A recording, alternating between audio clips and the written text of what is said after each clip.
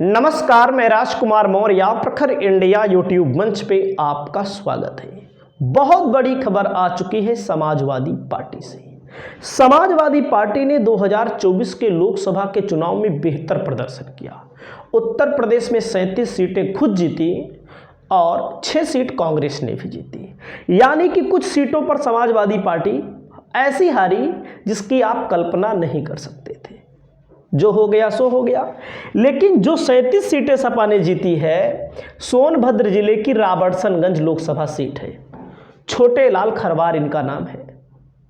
इनके खिलाफ याचिका पड़ती है और इनके खिलाफ जो याचिका पड़ती है उस याचिका को लेकर इस समय मामला आगे बढ़ चुका है।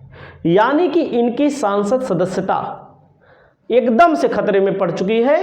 केवल डीएम को ही वहां पर फैसला सुनाना है। और आप सुनिएगा, जैसे कि मैं आपको कई बार बता रहा हूं कि समाजवादी पार्टी के कई सांसद निशाने में, कई सांसद, जिसमें आप देखे होंगे सुल्तानपुर के सांसद को, गाजीपुर के सांसद को और बहुत सारे सांसद हैं। यूपी में कम हो जाएगा अखिलेश यादव का एक सांसद। कोर्ट के आदेश पर डीएम को जल्द लेना होगा फैसला। समाजवादी पार्टी के सांसद छोटे लाल खरवार मूल रूप से यूपी के चंदौली के रहने वाले हैं। चंदौली में खरवार जाति को अनुसूचित जाति में जगह मिली हुई है। अब आप सोचिएगा, खरवार जाति को चंदौली के अंतर्गत अनुसूचित जाति में जगह मिली हुई है।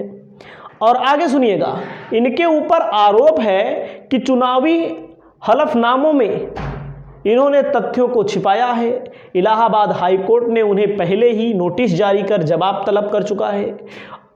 तो अब फर्जी जाति प्रमाण पत्र के जरिए चुनाव लड़ने के आरोपों पर हाई कोर्ट ने चंदौली के डीएम को 10 हफ्ते में फैसला लेने को कहा है। अब आप सोचिएगा, 10 हफ्ते का टाइम दिया गया है, फैसला लेने को कहा गया है।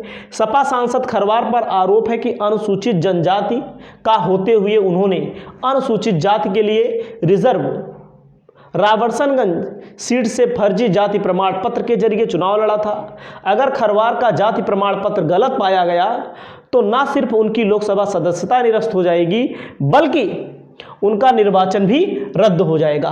तो आप समझ सकते हैं दोस्तों।